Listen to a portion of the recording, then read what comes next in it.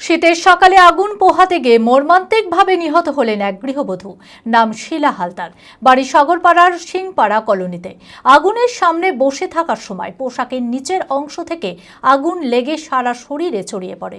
প্রথমে সাগরপাড়া হাসপাতালে নিয়ে যাওয়া হয়, সেখান থেকে মুর্শিদাবাদ মেডিকেল কলেজ হাসপাতালে নিয়ে যাওয়া হয়। 3 দিন চিকিৎসাধীন থাকার পর চিকিৎসক তাকে নিহত বলে ঘোষণা করে। মানসিক স্বাস্থ্যের জন্য সবার আগে যে নামটি মনে ভেসে ওঠে, সুস্থ মনের ঠিকানা মনোবীক্ষণ। যোগাযোগ নাম্বার 7477799513। শীতের সকালে আগুন পোহাতে গিয়ে মর্মান্তিকভাবে নিহত হলেন এক গৃহবধূ।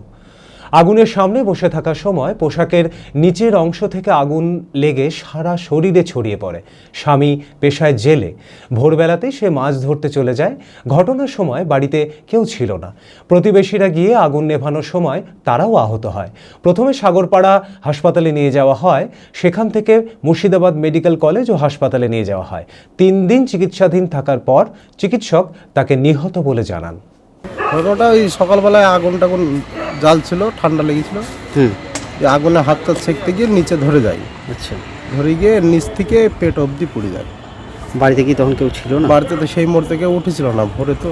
আচ্ছা, পরে ডাকার পরে কয়েকজন উঠেছে, উঠে ওর লিপাতে গিয়ে ওদের হাত পাত পুড়ে গেছে। এই অবস্থা। তারপরে সাগরপাড়ায় নিয়ে যাই আমরা। সাগরপাড়া থেকে এসে ওখান থেকে এপার করে এখানে গিয়ে তো 3 দিন আর 4 দিন হলো। কালকে রাত্রে মারা গেছে।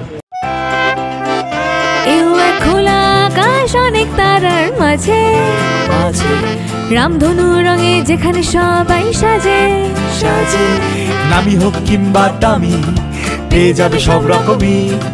ছোট হোক কিংবা বড়, কেনাকাটা হোক আরো আরো। নতুন ফ্যাশনে নতুন tradition, Libas family store. Libas Libas Libas family store. Libas, কাতাই, বহরমপুর, মুর্শিদাবাদ।